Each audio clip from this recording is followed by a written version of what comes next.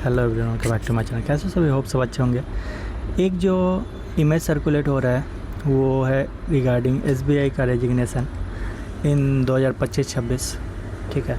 और ये बहुत तेज़ी से वायरल हो रहा है अलग अलग डिफरेंट सोशल मीडिया पे, यूट्यूब चैनल पे, कि एक आरटीआई का रिप्लाई आया। उसमें 497 लोगों ने एज ए ऑफिसर रिजाइन किया और 1158 लोगों ने एज ए क्लर्क रिजाइन किया, ठीक है। ऑफिसर्स में भी उन्होंने अलग अलग बाइफर्केशन दिए कि स्केल 1 में 280 लोगों ने रिजाइन किया, स्केल 2 में 125 लोगों ने रिजाइन किया, स्केल 3 में 70 लोगों ने रिजाइन किया, स्केल 4 में 22 लोगों ने रिजाइन किया। टोटल यदि बात करें ऑफिसर और क्लर्क को मिला के तो 1655 लोगों ने रिजाइन किया। तो अप्रॉक्स 2000 लोगों ने एक फाइनेंशियल ईयर में रिजाइन किया है।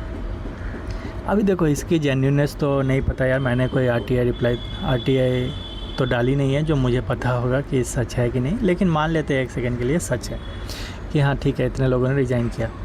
तो अब ये बहुत सारे लोगों के लिए डिमोटिवेशन का काम होता है कि इतना प्रेशर है, इतना टफ़ है वर्क लाइफ, इसलिए इतने लोग रिज़ाइन कर रहे हैं। तो मैं बस इसकी प्रैक्टिकलिटी पे आपसे बात करना चाहता हूँ। आपके लिए हो सकता है थोड़ा सा मोटिवेशन का काम करे, थोड़ा सा आपका जो टेंशन है, वरीड है, वो रिलैक्स आप फील करेंगे। क्योंकि बहुत सारे लोग इवन जॉब उनकी हुई भी नहीं है, वो तैयारी ही कर रहे हैं और टेंशन में आ जाते हैं यार कि इतना टफ है, हम जिस एग्ज़ाम की तैयारी कर रहे हैं इतना बुरा जॉब है।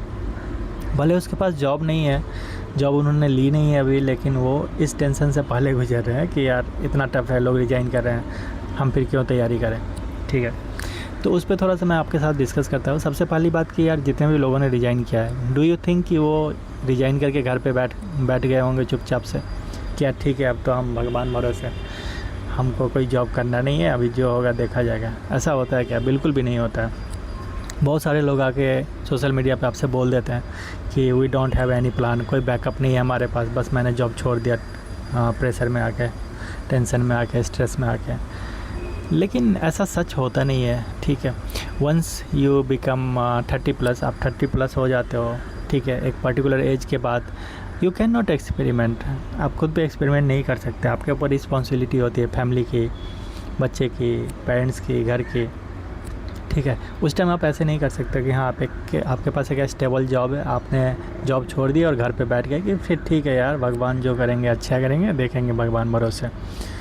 तो ऐसा नहीं होता है, ठीक है। तो कहीं ना कहीं किसी के पास बैकअप प्लान होता है।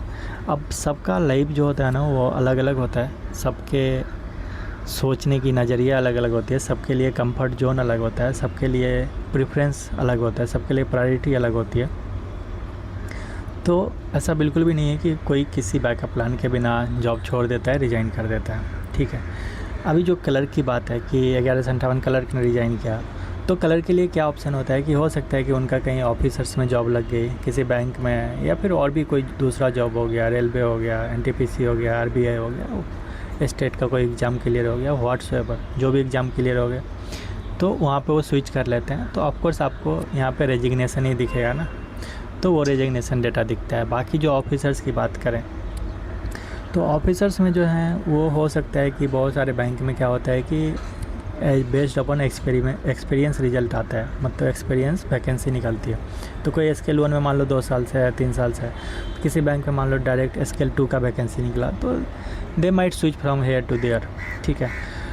और हो सकता है कि किसी को पोस्टिंग दूसरी जगह अच्छी मिल रही हो तो दे स्विच फॉर डैट, ठीक है।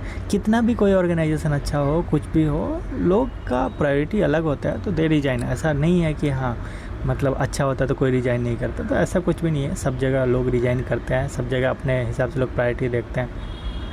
इतना तो छोड़ो आप, यूपीएससी एक ऐसा एग्ज़ाम है जो सबसे टफेस्ट एग्ज़ाम माना जाता है, और लोग इवन उस पीडीएफ लिस्ट में अपना नाम आने के लिए तरसते हैं कि उसमें बस नाम आ जाए, ठीक है। इवन उसके बाद भी बहुत सारे लोग आईएएस होते हैं जो जॉब छोड़ देते हैं, क्विट कर देते हैं। जस्ट एक एग्जाम्पल यदि ले तो आप रोमन सैनी को जानते होंगे, जो अनअकैडमी का फाउंडर है। He is an x IAS officer. उसने ज़्यादा दिन जॉब नहीं करी थी, ठीक है, बस ट्रेनिंग अटेंड किया था और उसके बाद ही उसने क्विट कर दी। He is also an MBBS doctor. उसके बाद उसने आईएएस की एग्ज़ाम क्लियर की जो टफेस्ट एग्ज़ाम है। उसके बाद उसने जॉब छोड़ दी टू फॉलो हिज पैसन, ठीक है। तो ऐसे बहुत सारे एग्जाम्पल है कि लोग जॉब छोड़ देते हैं। अब हो सकता है कि सबका रीज़न अलग अलग होता है, किसी के लिए कंफर्ट जोन अलग होता है, किसी के लिए प्रायोरिटी अलग होता है, किसी के लिए पोस्टिंग प्रायोरिटी होता है, ठीक है। किसी के लिए लगता है कि हाँ घर के पास रहना ज़्यादा ज़रूरी है बजाय पैसे के, ठीक है। तो सबका अपना अपना प्रेफरेंस होता है, तो उसके अकॉर्डिंग दे स्विच, ठीक है। और ये चीज़ें होता है कि जब आप एक बार जॉब नहीं होती है आपके पास, तो आपको लगता है कि यार जॉब ज़्यादा इम्पोर्टेंट है। कोई सा भी जॉब हो, कहीं भी जॉब हो, तो आप जॉब में जाते हैं। जब आप जॉब में जाते हैं तो उसके बाद आपको धीरे धीरे प्रायोरिटी एंड ऑल का पता लगता है यार कि बाकी चीज़ें भी इम्पोर्टेंट है जॉब के अलावा भी। Then you realise and you find an option. उसके बाद आप रिजाइन करते हो, उसके बाद आप स्विच करते हैं, ठीक है। तो कहीं ना कहीं सबके पास कुछ ना कुछ ऑप्शंस होते हैं यार, तो ऐसा कोई नहीं है कि कोई हवा में जॉब छोड़ के बैठ जाता है।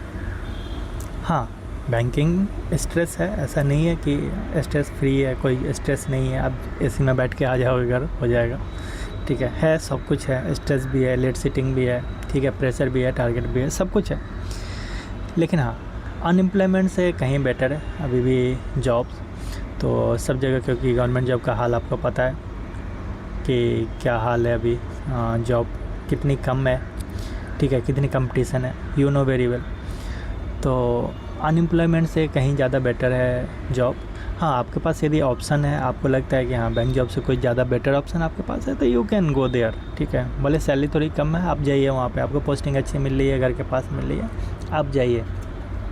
यदि आपके पास नहीं है कुछ और आप तैयारी कर रहे हैं, फिर आप डिमोटिवेट हो रहे हैं इन सब चीज़ों को देख के, तो कोई मतलब नहीं है। पहले आप पढ़ाई पे फोकस करिए, एग्ज़ाम क्लियर करिए, ठीक है।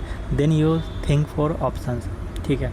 अभी मान लो कि किसी का एक्सपीरियंस हो गया 4 साल 5 साल 10 साल बैंकिंग सेक्टर में, वो कुछ कर सकता है यार, वो कहीं पे एक्सपीरियंस के बेस पे जॉब ले सकता है, कुछ कर सकता है। आप अभी जॉब में भी नहीं गए हो, तैयारी ही कर रहे हो, आप अभी से बैठ जाओगे कि यार चीज़ें निगेटिव है, निगेटिविटी बहुत है, हम नहीं कर सकते हैं, तो कुछ नहीं होगा, आपको कोई जॉब नहीं देगा एज ए फ्रेशर, ठीक है।